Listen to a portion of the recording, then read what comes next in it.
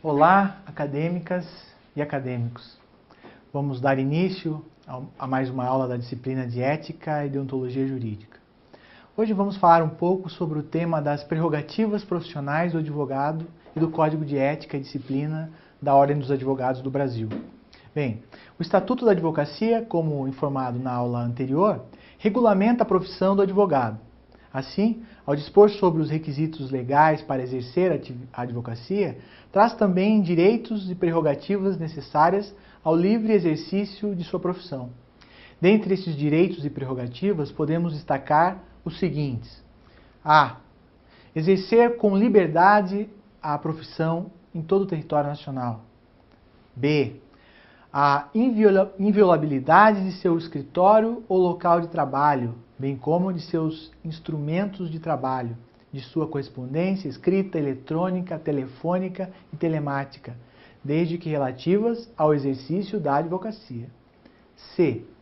Comunicar-se com seus clientes, pessoal e reservadamente, mesmo sem procuração, quando estes se acharem presos, detidos ou recolhidos em estabelecimentos civis ou militares, ainda que considerados incomunicáveis. D. Ingressar livremente nas salas de sessão e audiência dos juízos e tribunais. E.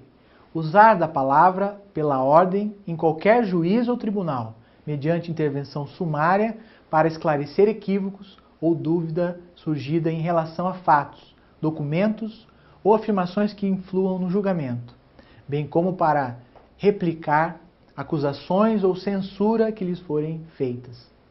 F. Ter vista dos processos judiciais ou administrativos de qualquer natureza, em cartório ou na repartição competente, ou retirá-los pelos prazos legais. G. Ser publicamente desagravado quando ofendido no exercício da profissão ou em razão dela. H. Recusar-se a depor como testemunha em processo no qual funcionou ou deva funcionar, ou sobre fato relacionado com pessoas de quem seja ou foi advogado, mesmo quando autorizado ou solicitado pelo constituinte, bem como sobre fato que constitua sigilo profissional. Tratam-se, portanto, de direitos e prerrogativas necessários ao exercício concreto da advocacia, da atividade profissional da advocacia, que devem ser assegurados sob pena de prejudicar o regular exercício profissional.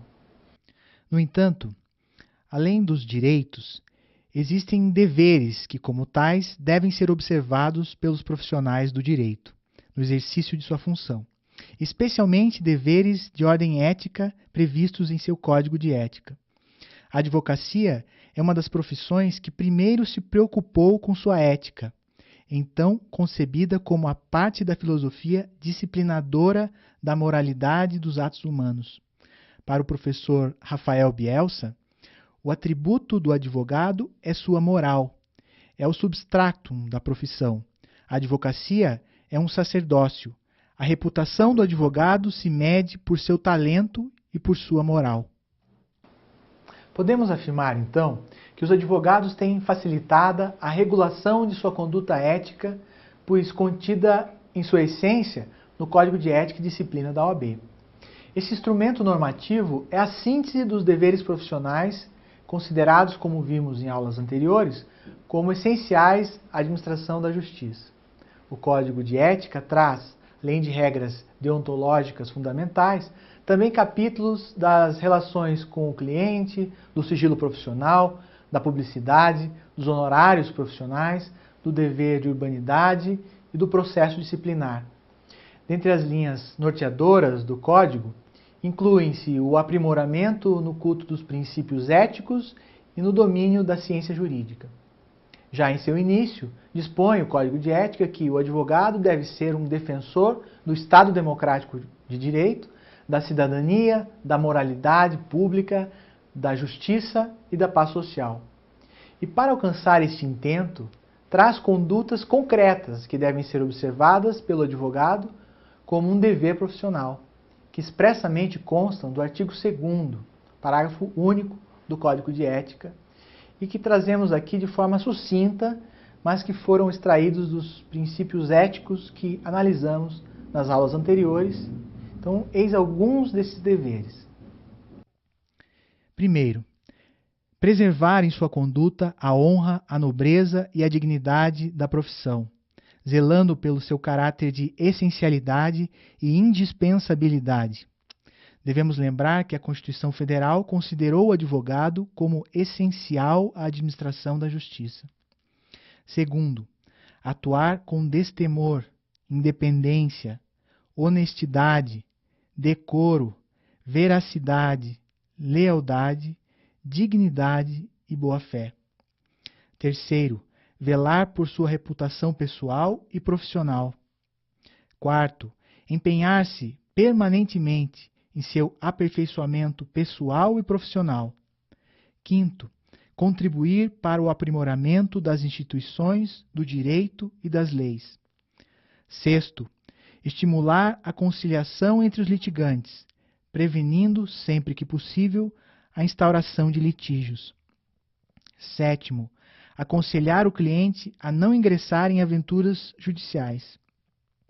Oitavo, abster-se de utilizar de influência indevida em seu benefício ou do cliente. B. Patrocinar interesses ligados a outras atividades estranhas à advocacia e que também atue. C. Vincular o seu nome a empreendimentos de cunho manifestamente duvidoso. D. Emprestar concurso aos que atentem contra a ética, a moral, a honestidade e a dignidade da pessoa humana. E. Entender-se diretamente com a parte adversa que tenha patrono constituído, sem o assentimento deste. Nono. Pugnar pela solução dos problemas da cidadania e pela efetivação dos seus direitos individuais, coletivos e difusos no âmbito da comunidade. Ainda, orienta o Código de Ética que o advogado deve ter consciência de que o direito é um meio de mitigar as desigualdades para o encontro de soluções justas e que a lei é um instrumento para garantir a igualdade de todos, que o advogado vinculado ao cliente ou constituinte, mediante relação empregatícia ou por contrato de prestação permanente de serviço, deve zelar pela sua liberdade e independência, que o exercício da advocacia é incompatível com qualquer procedimento de mercantilização, sendo vedado o oferecimento de serviços profissionais que impliquem, direta ou indiretamente, inculcação ou captação de clientela, que é defeso ao advogado expor os fatos em juízo, falseando deliberadamente a verdade ou estribando-se na má-fé. A enunciação dos vários preceitos aplicáveis à categoria servem de balizadores da conduta profissional diante das exigências éticas, constituindo em parâmetro valioso de atuação. Percebe-se, portanto, que o Código de Ética regula não apenas os deveres do advogado para com o cliente, mas também para com os demais colegas, a comunidade, as autoridades e pessoas com quem deve tratar profissionalmente. Alcança o advogado no foro, na rua e em seu escritório. Enfim, em todos os espaços públicos onde seu comportamento possa repercutir no prestígio ou desprestígio da advocacia. Se voltarmos às aulas anteriores, podemos constatar que estes deveres éticos decorrem daquele princípio geral que exige uma atuação com ciência e consciência. Bom, aí nós podemos perguntar, e se o advogado infringir algum desses deveres éticos, como fica?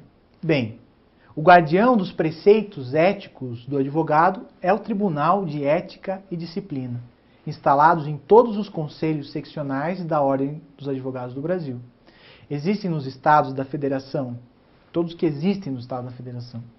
Os tribunais de ética e disciplina têm a atribuição de julgar todos os processos disciplinares contra os profissionais inscritos na OAB e aplicar penalidades aos infratores, que consistem nas seguintes sanções de acordo com a gravidade da infração cometida.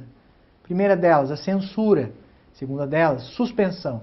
Terceira, exclusão. Quarta, multa. A decisão condenatória e irrecorrível do tribunal deve ser imediatamente comunicada ao Conselho Seccional, onde o representado tenha inscrição principal, para constar, respectivamente, assentamentos em sua habilitação profissional. É importante considerar que o Tribunal de Ética e Disciplina do Conselho onde o acusado tem inscrição principal pode suspendê-lo preventivamente em caso de repercussão prejudicial à dignidade da advocacia, depois de ouvi-lo em sessão especial para a qual deve ser notificado a comparecer, salvo se não atender a notificação. Neste caso, o processo disciplinar deve ser concluído no prazo máximo de 90 dias. É importante considerar também que a jurisdição disciplinar não exclui a atuação da justiça comum, e quando a infração ética do advogado constitui crime ou contravenção, deve ser comunicado às autoridades públicas competentes.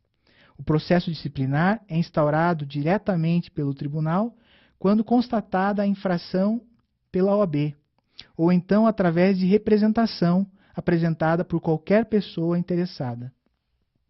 De maneira geral, podemos enumerar as seguintes atribuições do Tribunal de Ética e Disciplina: instaurar de ofício processo competente sobre ato ou matéria que considere passível de configurar, em tese, infração a princípio ou norma de ética profissional.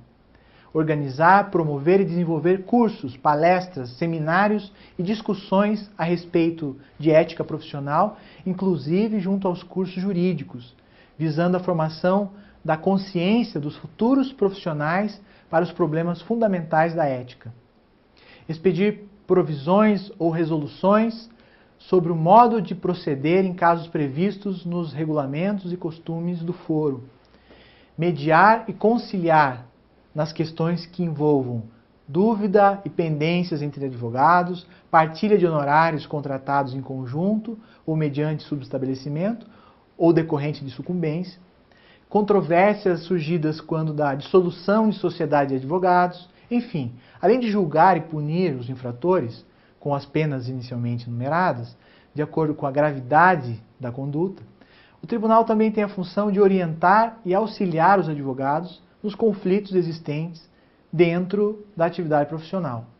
Bem, pessoal, assim funciona o Tribunal de Ética e Disciplina e com isso nós encerramos a nossa disciplina. Mas antes, eu preciso fazer algumas considerações finais.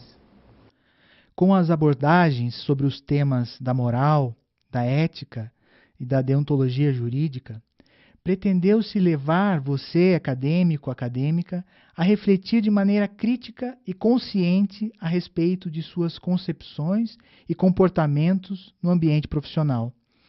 As normas de deontologia jurídica estão expostas com clareza na legislação e Código de Ética Profissional, apresentando plena consonância com os dispositivos constitucionais. Daí decorre o fundamental valor de sua plena observância. Há, porém, que se considerar que a prática efetiva destas normas no ambiente profissional do advogado é uma tarefa árdua. Isto porque diversos apelos contemporâneos contribuem para dificultar aos profissionais do direito que cumpram os quesitos éticos esperados pelas normas. O advogado que tende a afastar-se de seu compromisso ético pode justificar-se em razão da acirrada competitividade inerente à profissão, ou citar o apelo por sucesso financeiro da sociedade capitalista, ou ainda desculpar-se por decorrência do processo crescente de globalização e seus inúmeros comparativos. Sim, existe a possibilidade real de o advogado estar propenso a se afastar de suas pactuadas obrigações. Além disso, não há como ofuscar a tendência contemporânea do aumento de concessões de indulgências relacionadas a faltas éticas. A conivência com a postura irresponsável faz parte com o paradigma atual, que, em face da desculpa pelo respeito às diferenças, acaba eximindo-se de responsabilizar certos comportamentos que deveriam estar calcados na verdade e nos princípios, como o da lealdade e boa-fé processuais. Vivemos um período de comparações onde a postura do advogado é confrontada com a decadência dos padrões médios de moral, com as mazelas da corrupção, as manobras de procedimentos a fim de procrastinar a morosidade da justiça, entre outros. Assume-se aqui, portanto, que a luta é árdua, mas nem por isso esta luta pela ética deve ser ilegítima. Apesar dos percalços, a ética universal precisa nortear a conduta do profissional do direito, especialmente diante da importância de sua profissão e a repercussão que possui na sociedade. Assim, as escusas não são plausíveis para a inobservância de ser ético no exercício da advocacia. Urge a necessidade de prevalecer todo profissional, advogado, que pretenda ser respeitado, se impondo ativamente como agente em defesa dos princípios constitucionais e do bem comum. Cabe ao profissional ético o cumprimento da importante missão de fazer sua voz anunciar a verdade e seu comportamento testemunhar a honradez, agindo em conformidade com os compromissos assumidos, em consonância com o direito, ciente de que sua atividade é indispensável e essencial à administração da justiça, tão cara nos dias de hoje. Enfim, agradeço a todos pelos momentos que passamos juntos e continuarei à disposição de vocês. Vamos em frente. Abraço a todos.